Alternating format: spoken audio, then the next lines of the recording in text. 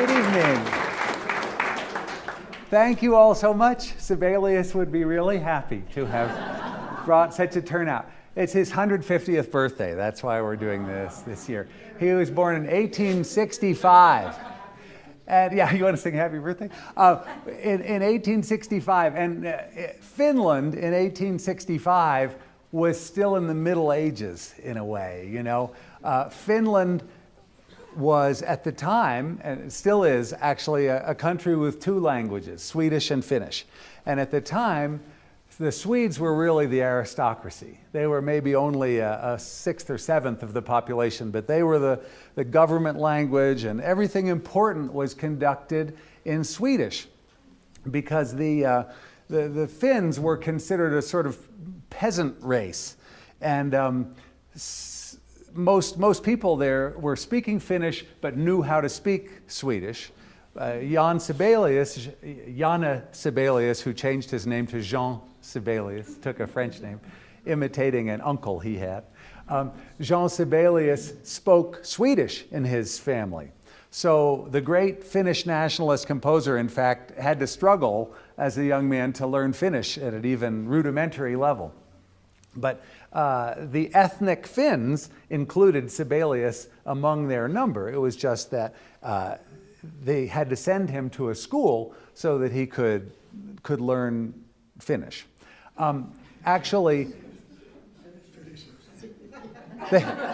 Finishing school. Thank you, Ray.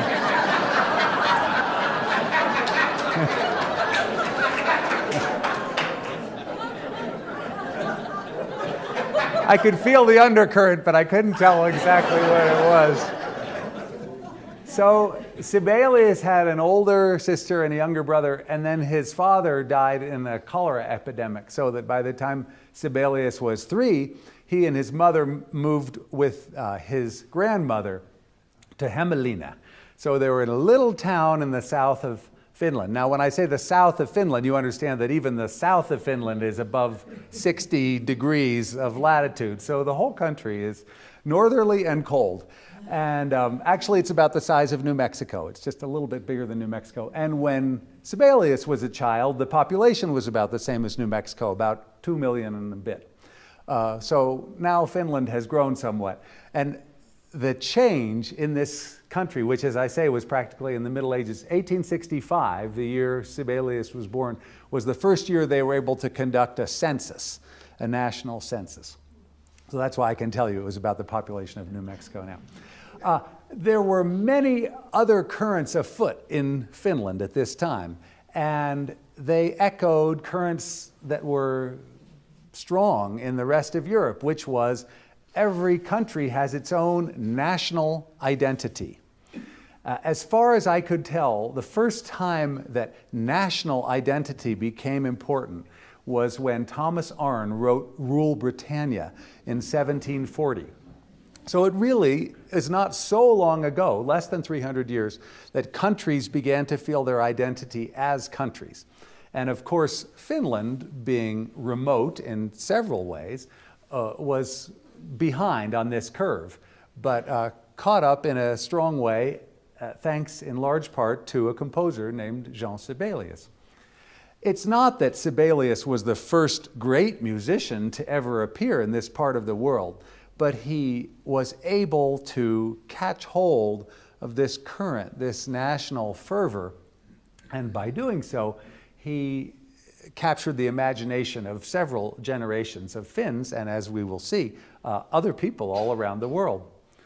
His initial musical experience was limited. His older sister played the piano and his little brother played the cello, and they had a little family piano trio. And when he was a young teen, he began to write some pieces, but this was no precocious prodigy. In fact, he went off to university to study law. So he went to Helsinki when he was 20, and after a year of law studies decided that music was really his primary passion. There was a Helsinki conservatory run by a man named Martin Vegelius. And Vegelius was really the musical force driving what music there was in Finland.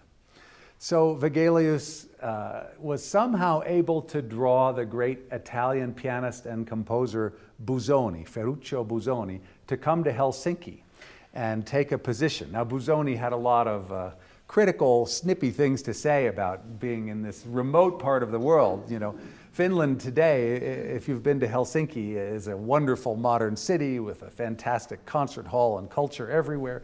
But this was not the case in 1886 when Sibelius decided to stop studying law and took up music seriously.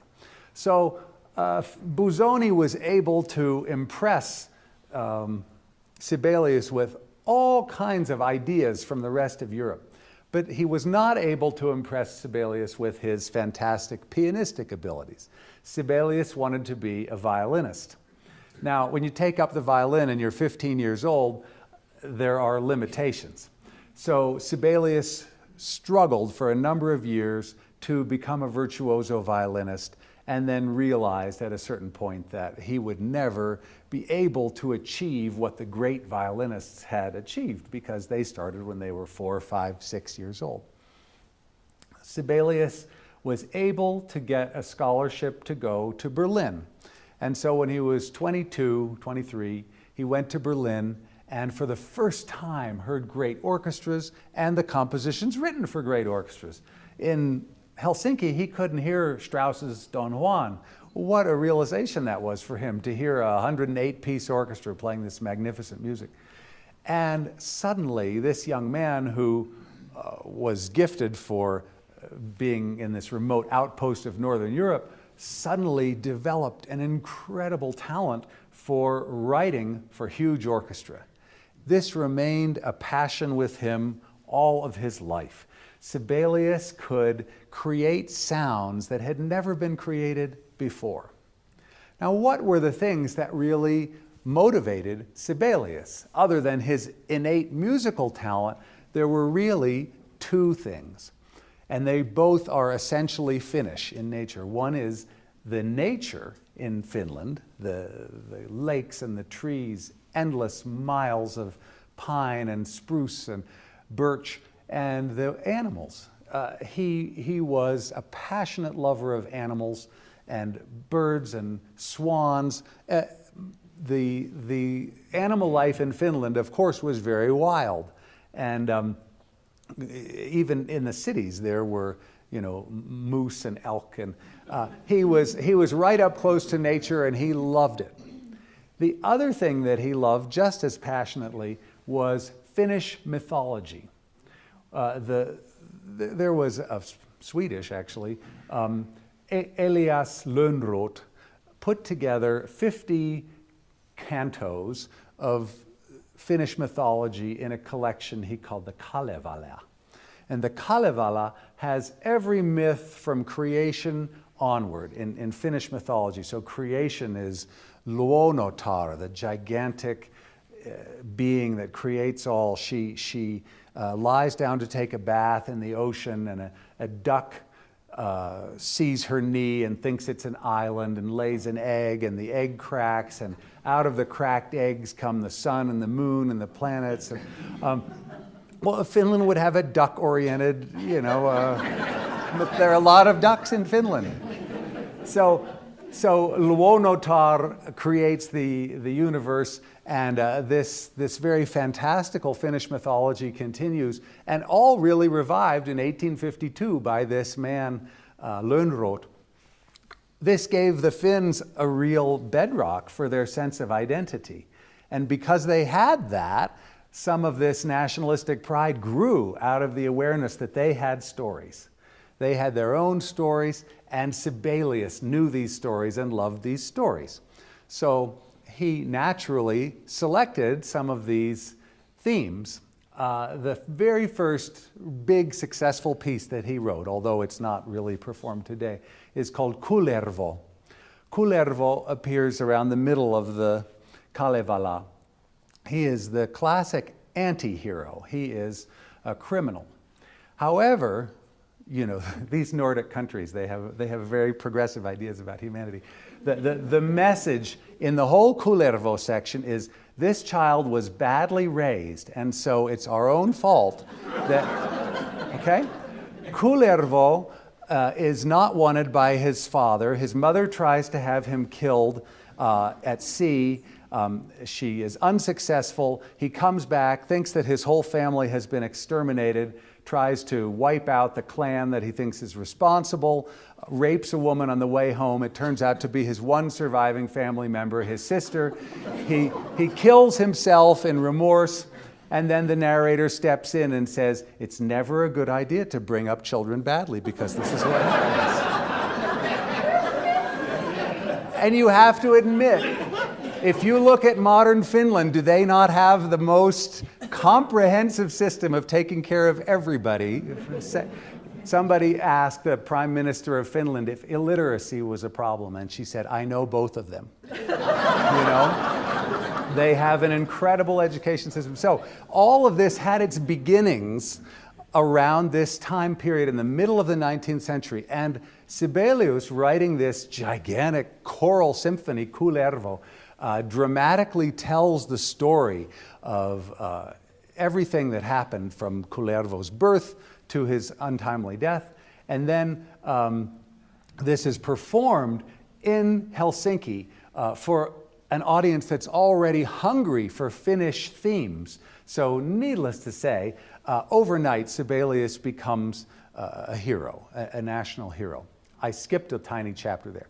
After his year in Berlin, which he didn't care for very much, he went to Vienna for a year, which worked for him much better. And he tried to become a violinist in the Vienna Philharmonic, and they said, so sorry. So back to Helsinki. Okay. But it's important to know that Sibelius was a consummate string player, even though he couldn't be a professional virtuoso, because in composing for the orchestra, some of the effects that he was able to create with the strings could only be, I think, created by someone who had such an intimate personal relationship with string instruments. So after the success of Kullervo, there's a province in eastern Finland called Karelia.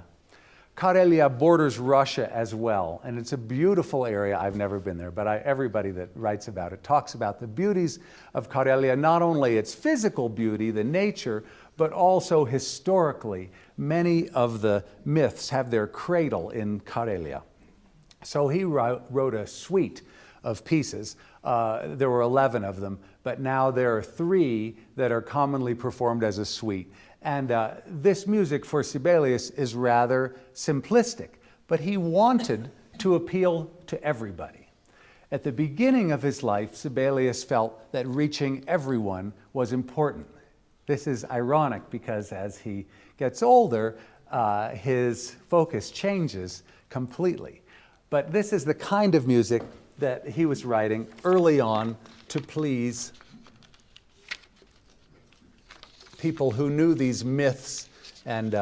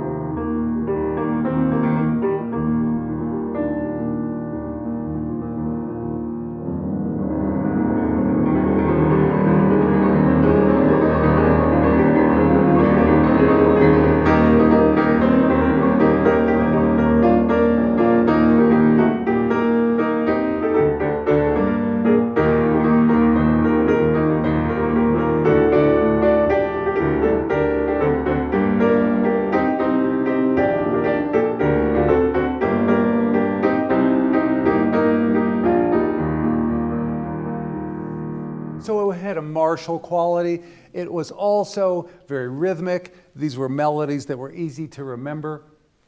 But you'll notice that even though the material is simple, there's a technique of using a rhythmic motif like bum, ba bum, bum, bum, ba ba bum, bum, bum, and taking it gradually into more remote keys so that even though there are parts that are easy to remember, there are also parts that become more sophisticated and complicated. And he's able to weave these together seamlessly. Now, of course, this is written for big orchestra, and one thing I won't be able to do tonight is play any of this for you on a big orchestra. But it is a completely different thing, because there are murmuring strings and then big brass climaxes. Sibelius had an incredible innate genius for using the large orchestra. The finale of this Karelia suite went something like...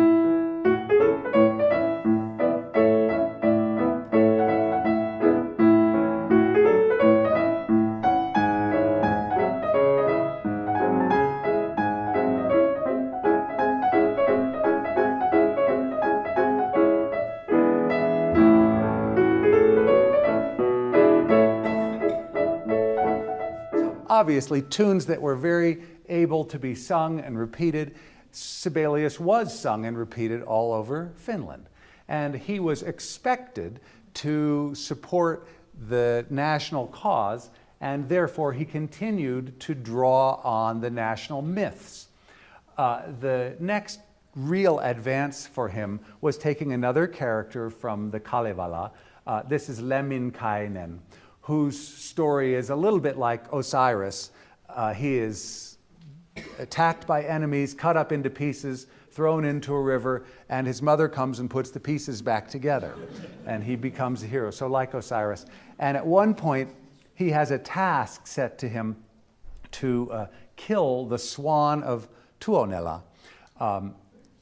In Finnish, the la at the end means the land of. So Tuone is the god of death, and Tuonela is the realm of the god of death. And this is one of the most famous tone poems of Sibelius. I'm just going to say for a second, when Franz Liszt, wanted to move beyond the standard form of the symphony, he created something that he called a symphonic poem. A symphonic poem was a single movement, although often quite long, that used similar material, repeated themes, in many different ways, so that there was perhaps one germ of an idea that was the unifying factor of the whole symphonic poem. But it didn't follow sonata allegro form, say, the way a classical symphony does. So Richard Strauss took this symphonic poem and turned it into what he called a tone poem. And the tone poem is what Sibelius so successfully worked with over and over. This tone poem is called The Swan of Tuonela, and it's actually, of course, for big orchestra, and the solos are cello and English horn, played by me on the piano.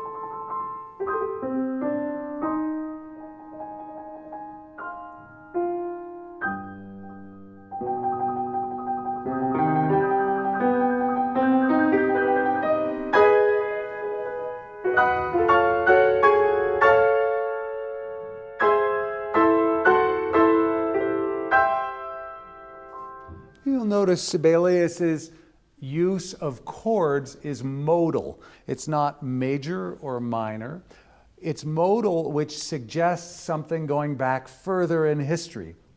So he's able to evoke mythology not just by writing tone poems based on the stories in the Finnish national myth, the Kalevala, but also by using these modal harmonies that suggest to us a time gone by. Forgive me, I don't know if that makes sense to you, but if this is major and this is minor, then a modal harmony, say, and the chords that come out of that, rather than being strictly major key or minor key. So that sends us psychologically back to earlier times when bards sang in those modes, and the major and minor keys that we hear most today had not really been developed. All right, so Sibelius quickly rose to fame in this way, but the real crown of glory was a piece he wrote called, originally he called it Finland Awake, but it was given the name Finlandia. And this was written right about at the turn of the century in 1899. And although the tune, the big tune that comes later on in the piece, is assumed by many people to be a Finnish folk tune, Sibelius was quick to point out that, in fact, he never used a single Finnish folk tune in his life, but created melodies that seemed as though they could be Finnish folk tunes. This is the Finlandia that I'm sure you recognize. Of course, this is really trombones.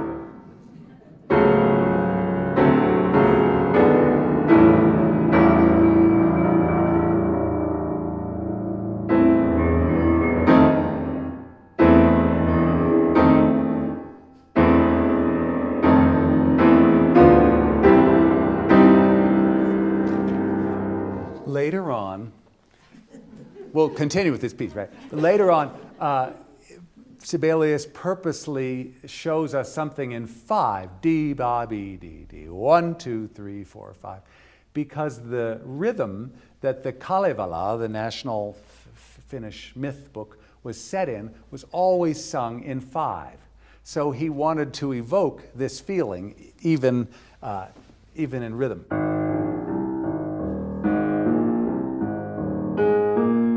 You hear that being 1, 2, 3, 4, 5? 1, 2, 3, 4, 5.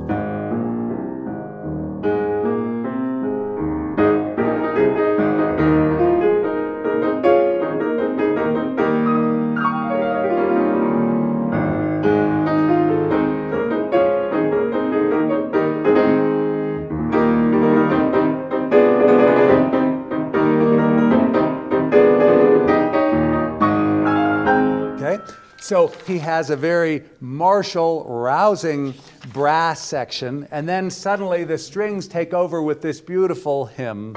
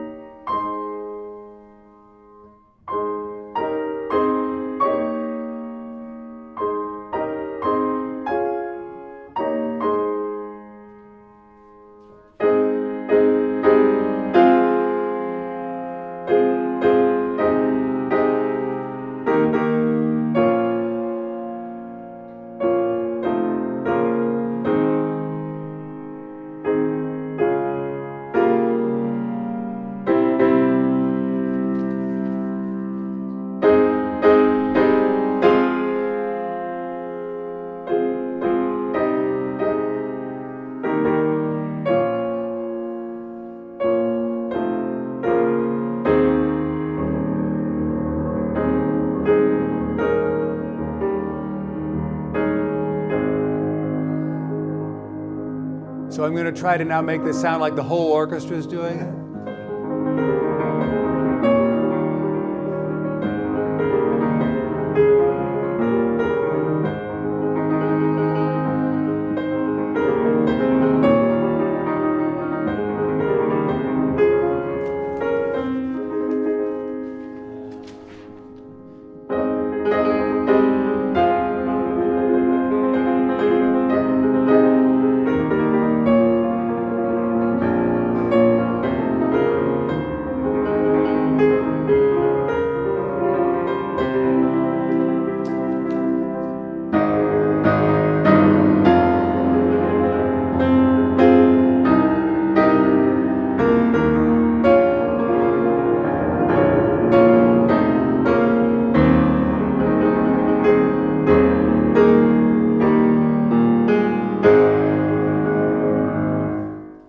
And then the piece grows to a big dramatic climax. Imagine how proud the Finns were that their country that had been virtually not only unrepresented but unnoticed was suddenly producing music that was stirring and recognized beyond the borders of Finland. By the way, the borders of Finland, I'm saying. Finland, in 1809, the Swedes passed Finland over to the Russians. And so Finland was not an autonomous government. All the time I'm talking about Finland, I'm saying the area that is populated by ethnic Finns. And the Finns were very aware of the Russians. However, the Russians were largely benevolent at this point and left the Finns pretty much alone. Everybody had left the Finns pretty much alone. You know, even the Vikings. The Vikings were Scandinavian, but the Finns are not Scandinavian. Their language is not Scandinavian. And apparently when the Vikings would come to the coast of Finland, occasionally they would raid a coast village, but a few times they tried to penetrate further. And the Finns had all hidden in the forests and came out and attacked the Vikings. And the Vikings just didn't want to mess with the Finns. When I say Finland is not Scandinavian, the Scandinavian countries all share Germanic roots in their languages. And if you look at Swedish or Danish or Norwegian, although you may not understand all of it, you can certainly pick out certain things. When you look at Finnish, you won't understand a blessed thing, I assure you. Finnish is related, not closely, not mutually intelligible, but to Hungarian. And if we look at very old words like ver for blood, ver in Hungarian, veri in Finnish, or kesh for hand, keshi in Finnish. But mostly, the only languages that bear enough similarity to Finnish to be mutually intelligible are Estonian, and then some dialects spoken in the western part of Russia that are people who've migrated over from Finland. So it's in a group all by itself, and learning Finnish is no small undertaking. So Sibelius and the other Swedes who wanted to be part of this movement really never mastered the language the way that people who grew up speaking it had mastered it. And now the Russians do, in fact, decide that they want poor old Finland to be more under their thumb. So they send a Russian to become the head of Finnish government, and suddenly this removed life becomes drawn into Russian life in a way that the Finns never wanted. And within a year, a young Finnish revolutionary has shot this Russian head of government, assassinated him, and of course the consequence is that the Russians take a stronger hand in controlling Finland. At which point, a very interesting thing happens to Sibelius. He decides that it would be smarter not to be identified so clearly as a Finnish nationalist composer. And without turning his back on Finland, he takes a neutral position and decides it would be appropriate at this point in his career not to be known only as a composer who writes on Finnish national themes and mythic stories, but writes symphonies, which after all is what the great European composers had been doing for 150 years. And so he writes his first symphony with no programmatic, when I say that, I mean no connection in its musical content to any literal content. Unlike tone poems or symphonic poems, which clearly, as part of the Romantic movement, draw on particular stories. Now, many composers who wrote programmatic music quickly were aware that if it was too programmatic, it was considered low class, so they always said to the public, of course, I'm only capturing the spirit of this. It's not that I mean that on this forte chord the man jumps off his horse or something like that. But, programmatic music has always been sort of a little bit of a poor step-sister or brother to pure symphonic music. So Sibelius essays his first symphony in 1901. And immediately we can tell that this is like no other symphony. It begins with a drum roll and then a long solo, a minute long, of a solo clarinet. Okay, so imagine that as compared to all the symphonies you've heard by Haydn and Mozart and Beethoven and Schubert and Schumann and Brahms. And so suddenly, we're in this rather stark symphonic world.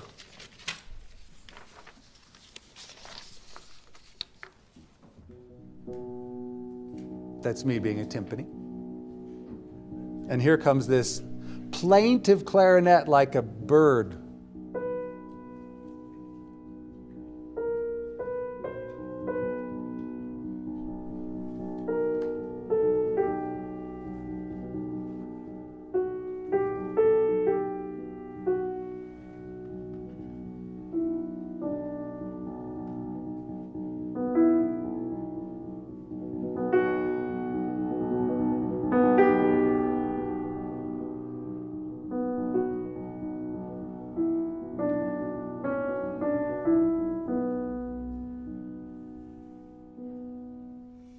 Then even the timpani drops away, and this tiny voice is left alone to sing.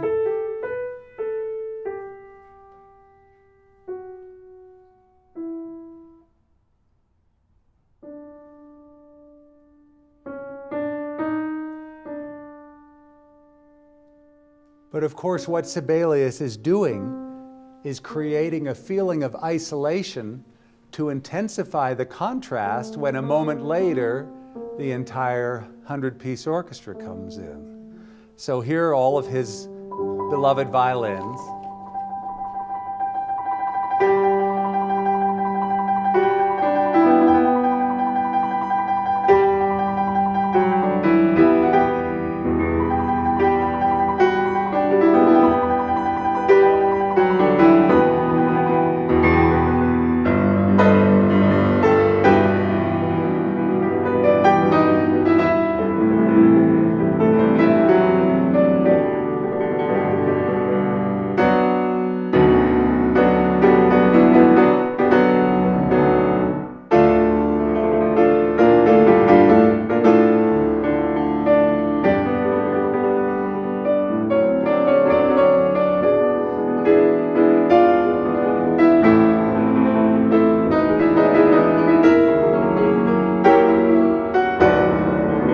So Sibelius seems like a schizophrenic composer. He swings back and forth from these passages where the entire orchestra is engaged, playing the most dramatic music, and then suddenly everything drops away and there are just a few instruments left playing some tiny melody. I think that Sibelius himself was this person, that from everything I read, he truly felt sometimes so engaged in the world and sometimes so completely isolated. Now, maybe we all feel that, but I think that his psychology was more extreme than a normal person. And he really, in his symphonies, tells everything that he feels. He said his symphonies were like confessions. And I think that in as much as a person can reveal themselves in pure music with no words, he is describing an inner landscape which happens to be somewhat like the Finnish landscape, in that it has huge masses of granite and all of these monolithic brass sequences, and then on the other hand, miles where there's a single bird flying through the sky over a gigantic lake, and he captures all of this. So in the Sibelius symphonies, although there is no program, there is a very powerful emotional content, which for him is both personal and relating to his country. The second movement, you probably, listening to that, felt a little bit like the spirit of Tchaikovsky was hovering over it. And I think that happens even more in the second movement. He had heard, Sibelius had heard the Pathétique Symphony, and you may detect some similarities here.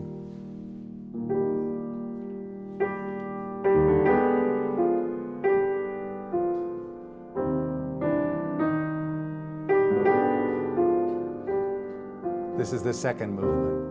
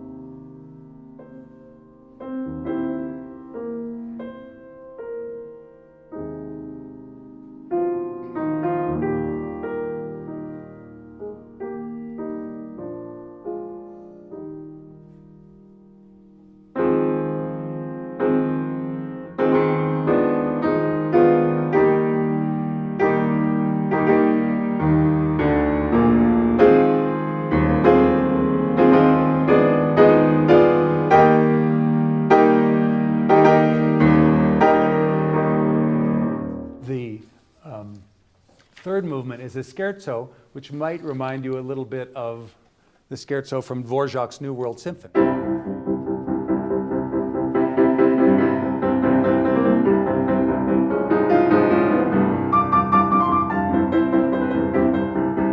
The fourth movement, if you'll recall what the first movement sounded like, it was that solo clarinet. Now the whole orchestra takes up the same melody.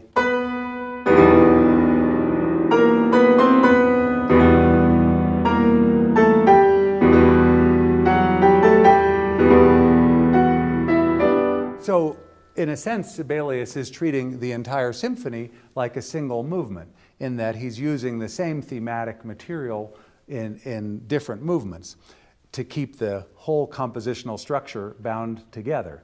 An idea which started with Liszt, but certainly was developed much more fully in Sibelius. In a sense, Sibelius is the most analytical of composers, because he will take a short theme and use the intervals and rhythmic units in it throughout an entire piece and morph them into many different forms. His love of nature shows in a quirky thing that he does. He sometimes tries to show the sort of atomic buzzing below the surface of nature. And so often, suddenly, all of the strings will play as softly as possible, something that's just a...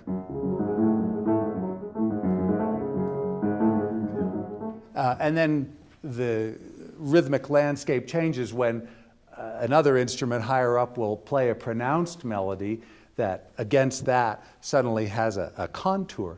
But it's a very common effect in Sibelius to have this inaudible murmuring, an effect that he was able to create because of the way he could use an orchestra and write for an orchestra. So this first symphony was very successful indeed. And Sibelius began to come to prominence more in the rest of Europe and even in the United States. Needless to say, he was delighted by all of this, and he also suddenly was able to earn a living. Now, Sibelius could spend money like nobody else, but nevertheless, he was able to get a salary from the university just to compose. The university said, you just do your writing and we'll pay you 3,000 Finnish marks a year. And not long after, they raised it to 5,000 Finnish marks a year. So he was able to do what he did, and he was able to get married. There was a very prominent family, the Järnefelts, who were Finnish nationalists and at the head of the movement. One of the children, Aino, was a beautiful woman, 6 years younger than Sibelius. They married in 1904 and remained married for, over 50. They must have known each other in the 1890s, but they finally did. Yeah, they married in the 1890s. Sorry about that, because I know they were married for 65 years. And Aino was tough on Sibelius, but extremely supportive of him at the same time. And she encouraged him to get away from the city life that they were living. And they built a sort of simple log cabin out in a suburb of Helsinki, about half an hour away from Helsinki. And they called this place Ainola. Now remember, I said in Finnish, the la on the end means the realm of. So this was the realm of Aino, his wife. And in this place, there was no running water, no electricity, no indoor plumbing, So I guess they tethered deer up to run the dishwasher or something. But they didn't have anything, and they loved this place. They lived in it, until Sibelius' death. Now, they also had a place in Helsinki, so it wasn't that they were roughing it 24/7 all year round. But much of his life from that point was lived at Ainola. And he was so happy there, he wrote his second symphony. And this second symphony, in the classically joyful key of D major, is an even more exuberant romantic outpouring than the first symphony.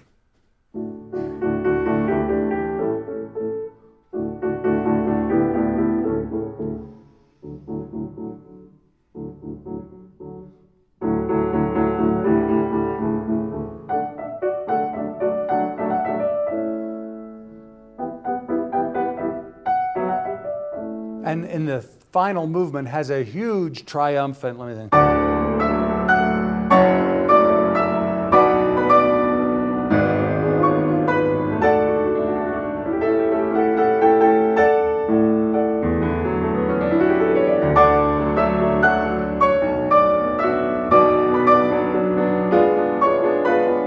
So this was probably the last huge romantic soaring melody that Sibelius would write for a long time. Somehow, the politics of Russia and Finland turned very sour. And as the Russians took hold of Finnish society, violence erupted everywhere. Sibelius contracted throat cancer.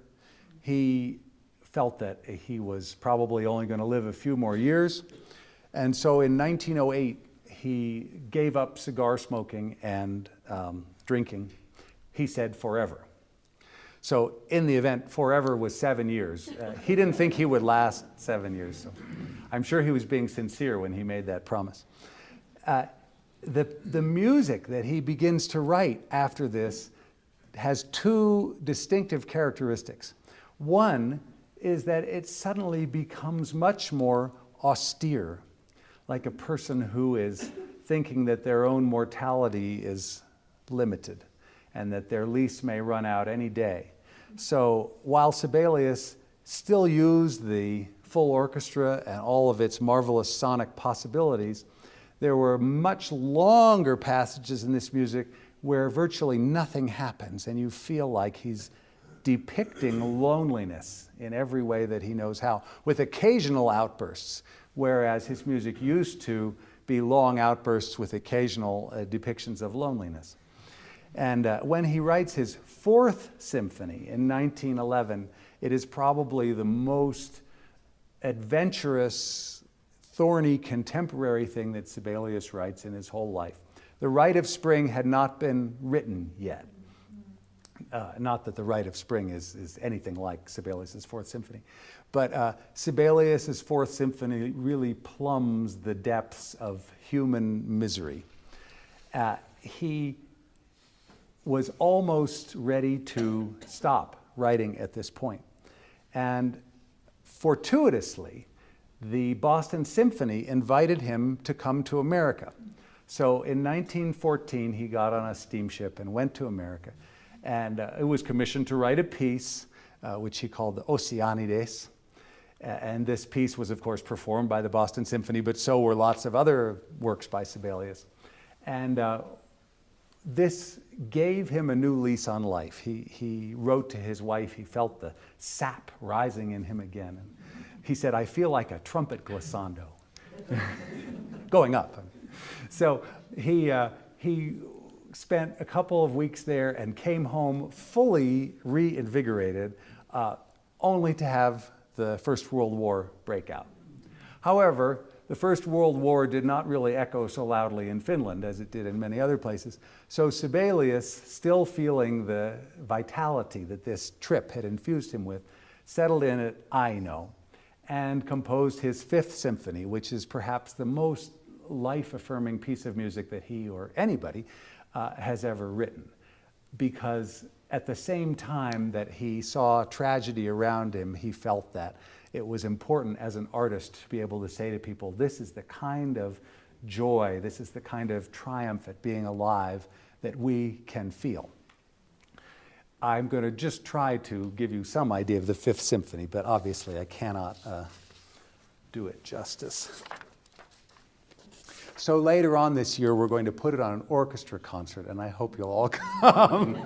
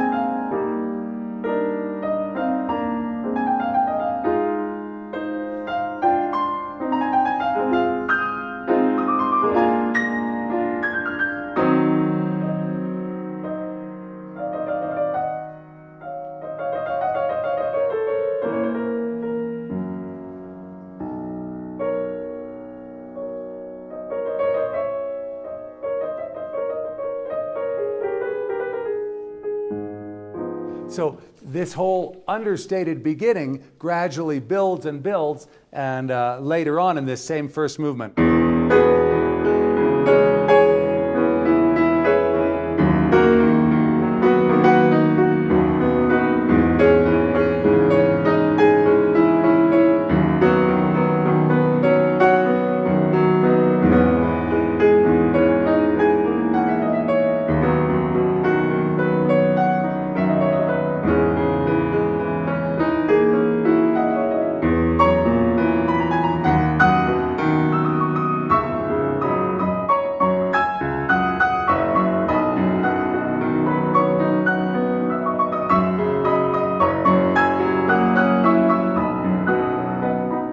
So he is clearly much more full of the joy of life than he was when he was writing that Fourth Symphony. All right, we'll leave Sibelius in a good place while we take a little break, and I'll see you all. Yes, sir? Did he have any formal training in composition? Yes. Yes, he did. We'll talk about that after we eat some cookies and drink some coffee. Okay. See you in a little bit.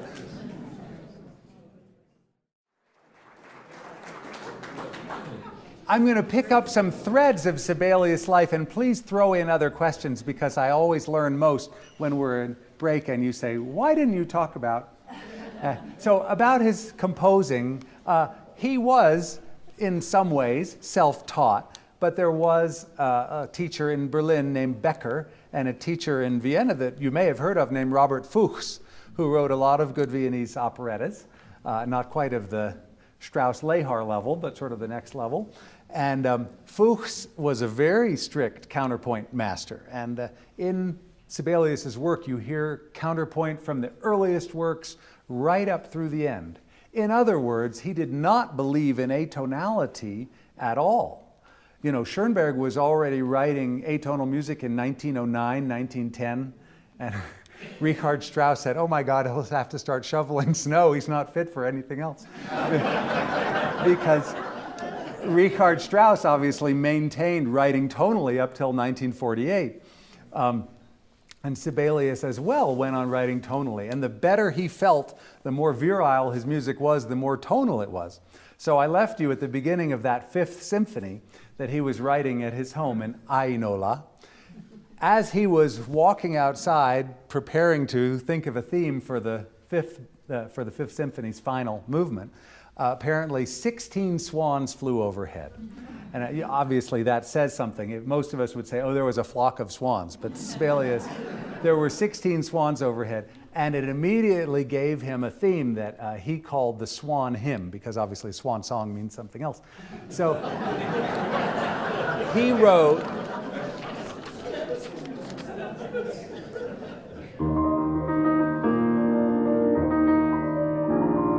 this is one of those muttering things, and then suddenly this theme comes out.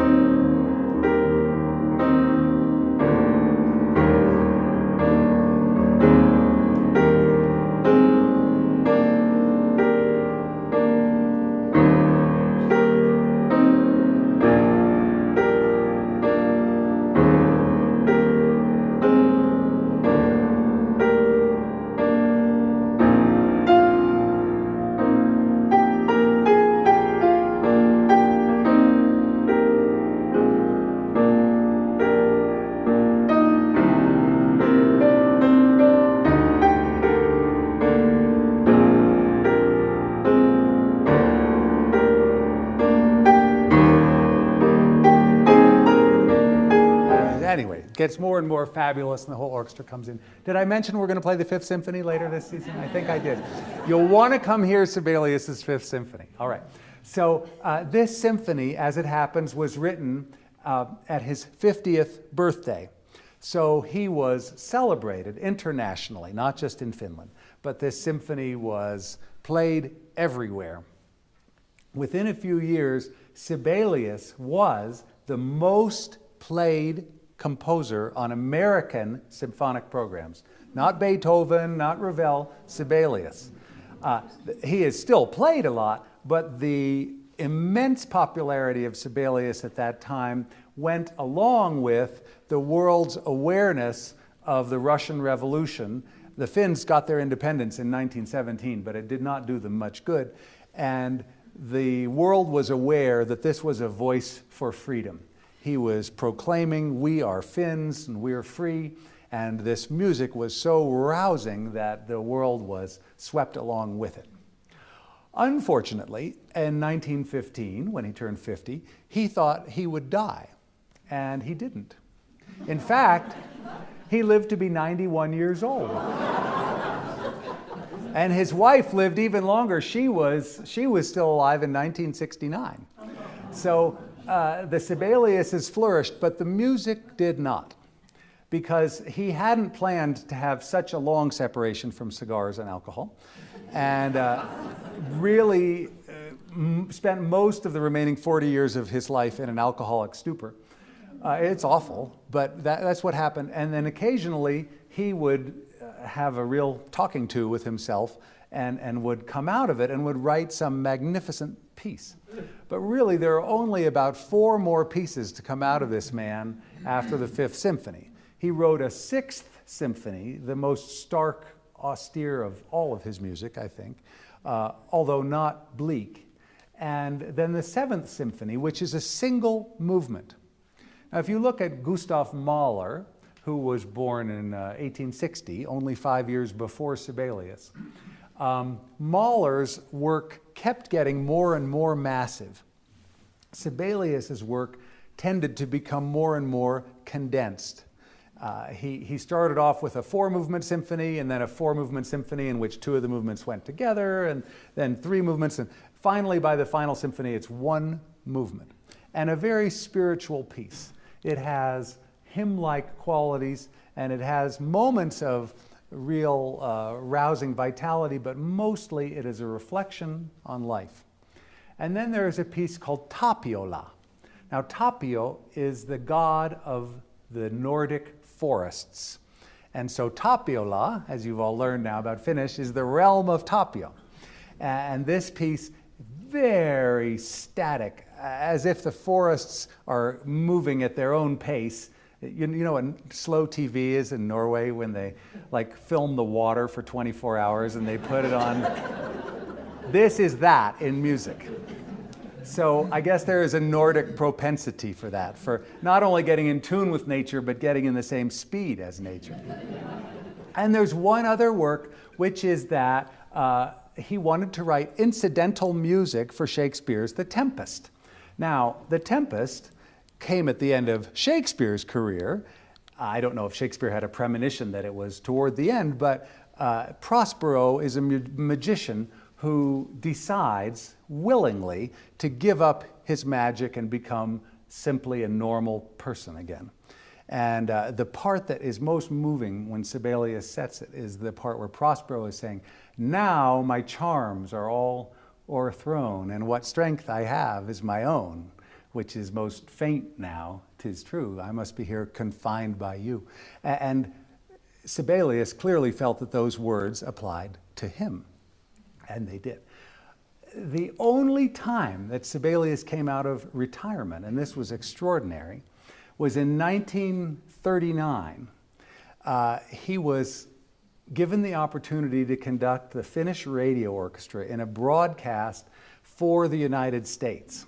And he felt, even 25 years later, that the United States had been such a vital part of renewing his strength in his career that he wanted to thank them. So he wrote, he conducted a piece that he'd written 50 years before called Andante Festivo. And there is actually, if you're YouTube fanatics like I am, you can hear Sibelius conducting his own music, this Andante Festivo. You can hear a recording of it. And this quality is extraordinarily good. This was 1939 with this orchestra, all strings.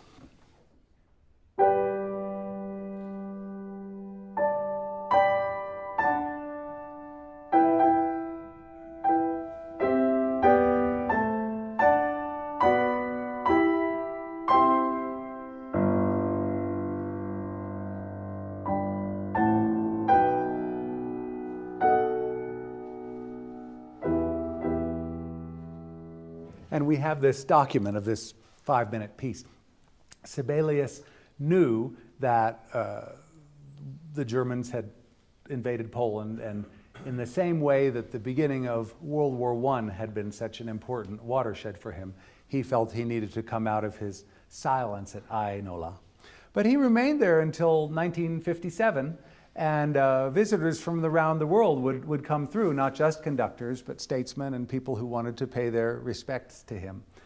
There's a recording of a radio broadcast he made when he was 88. It's in Finnish. He said, "I would really rather speak Swedish." He would still have rather spoken Swedish when he was 88, but it's in his distinctive sort of halting Finnish. Now, I mentioned that Sibelius, as a young man, not only was a composer, but also quite a fine violinist, even though he couldn't make the level of the Vienna Philharmonic.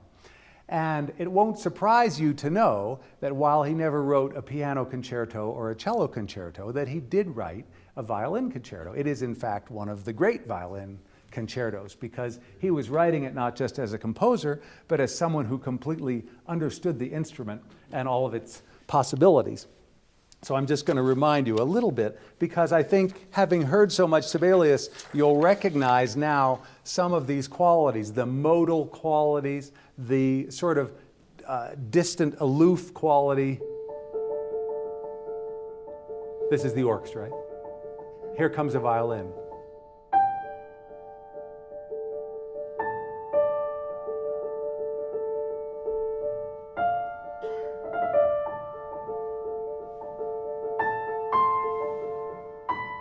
Modal, right? It's not major, it's not minor.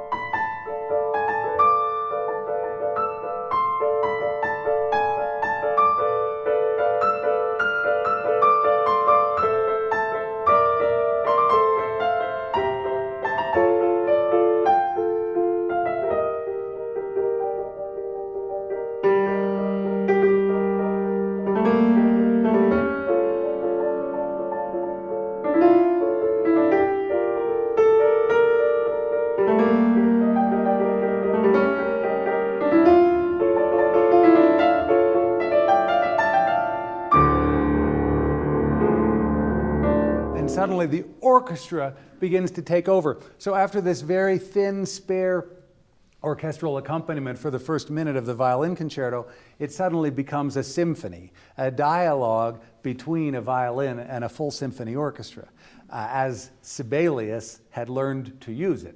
It's therefore an extraordinary piece. I'm sure that many of you have heard the Sibelius Violin Concerto live in performance. Slow movement. Again, the opening so evocative of open space, the kind of nature that Sibelius surrounded himself with. This is a pair of clarinets.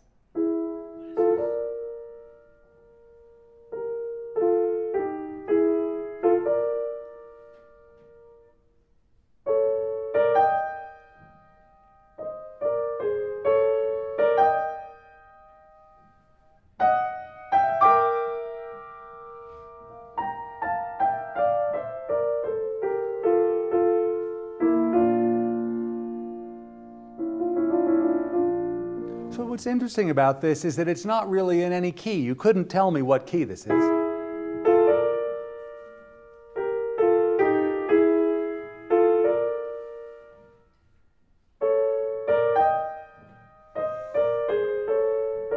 But it certainly creates an emotional atmosphere. And when the violin solo comes in, it's with a completely different voice.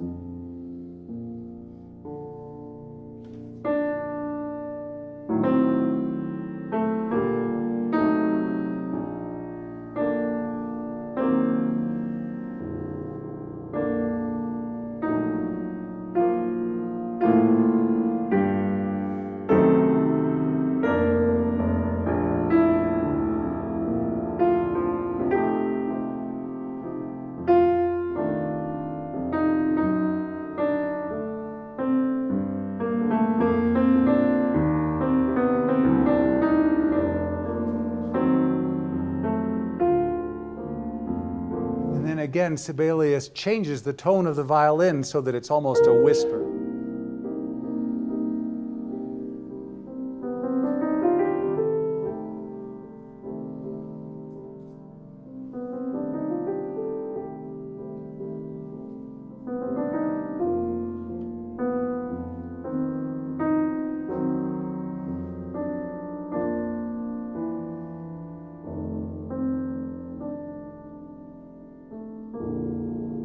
Now we hear an echo of the opening theme.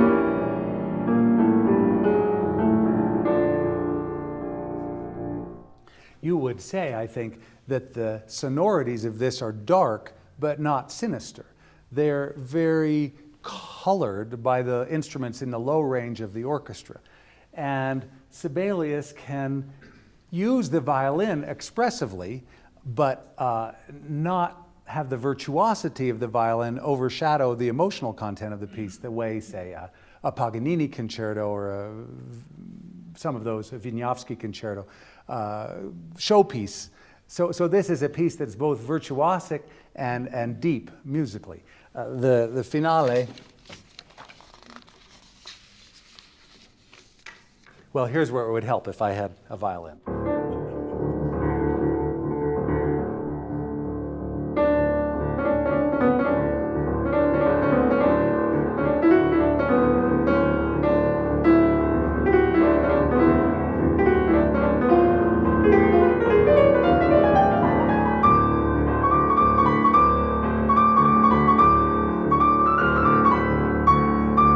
And then later, the orchestra does a sort of melisma cross rhythm. Yeah.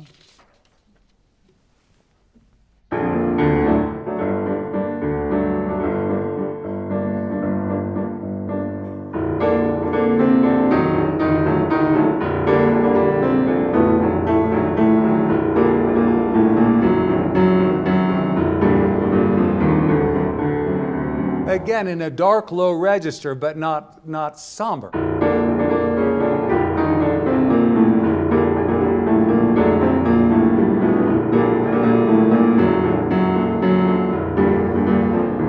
So now the violin takes it up into a high register.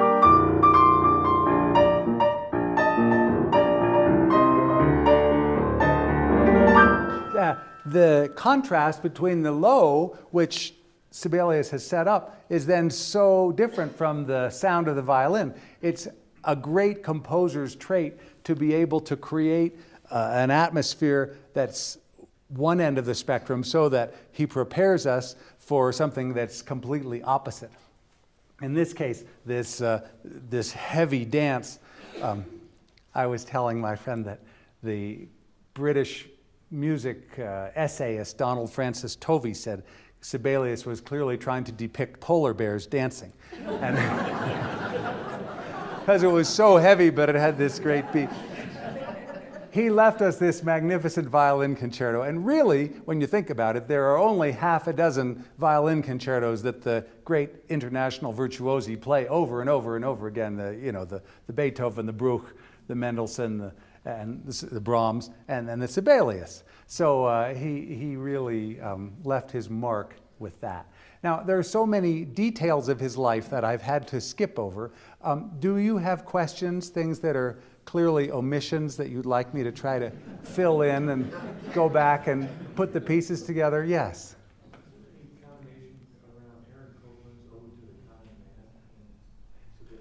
You know, I think there is, isn't there? I think that Copland had the same feeling of open chords and those progressions that are modal and hymn-like, but not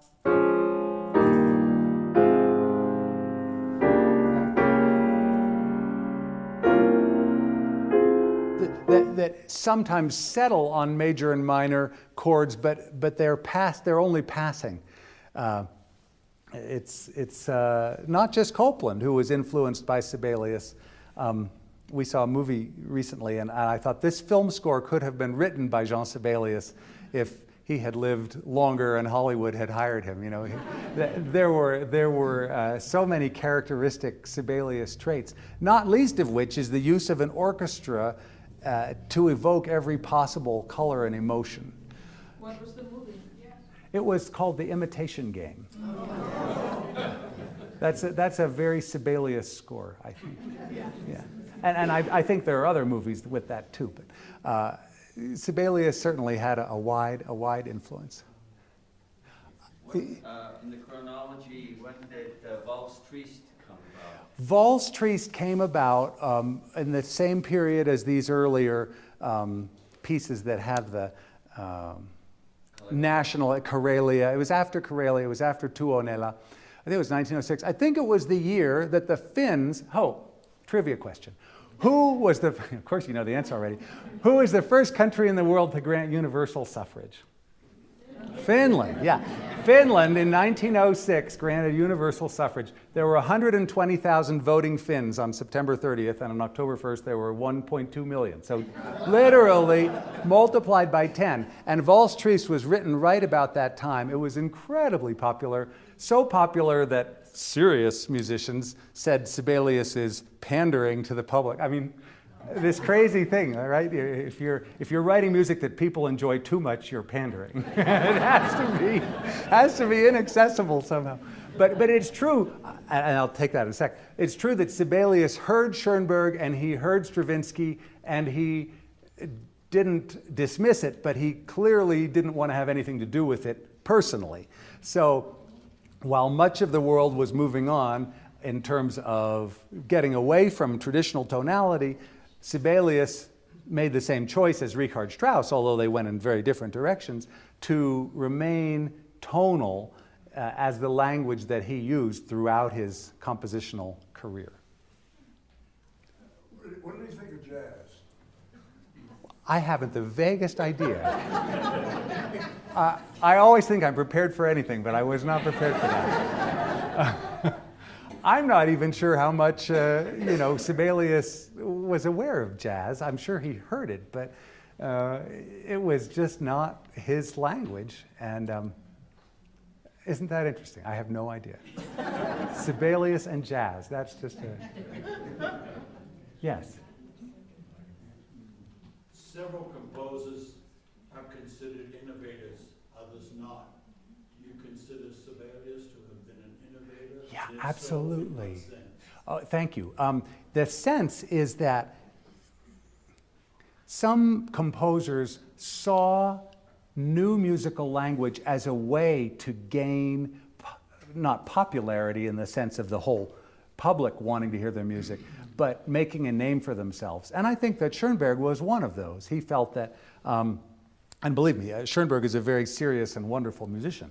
I do think, though, that he was aware that he wanted to make a statement that had not yet been made, which is that if all 12 tones of the scale had equal value and the barrier of diatonic tonality was broken down, then he was the pioneer of that. But other composers certainly eschewed diatonic tonality for emotional reasons, and they disguised it rather than advertised it.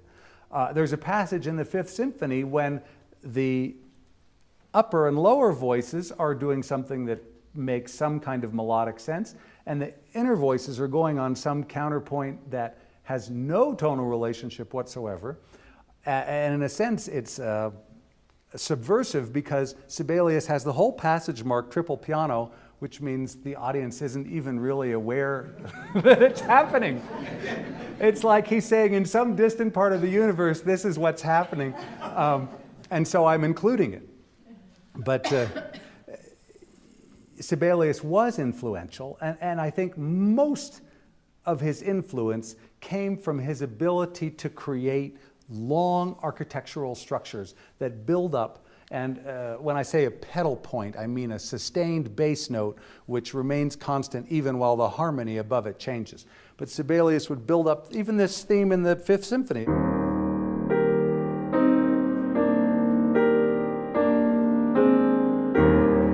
Right? That could wander as far as it wanted, and this would still...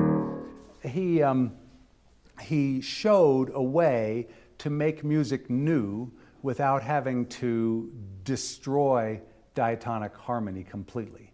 And most of the music we hear today is diatonic. I mean, you know, some of you may wake up in the morning and put Schoenberg on your radio, but most of you probably don't.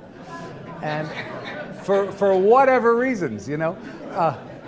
Diatonic music resonates with us psychologically in 2015 still. And it's at Sibelius' 150th birthday. And Charles Ives asked the question, whither music? You know, where's it going to go? Once you've shown you can break down everything, does that mean that there's no future? No, it means that you have to choose which set of limitations you accept and create music that stretches a language so that there's tension and interest, but doesn't completely break it down, because at the point when it breaks down completely, there is no more tension or interest, you know, any more than there is listening to static on a television or something. Do we still have static on our televisions? No. Everything's on 24 hours now. Okay. No, but we have white noise machines. Yes. All right. Thank you all.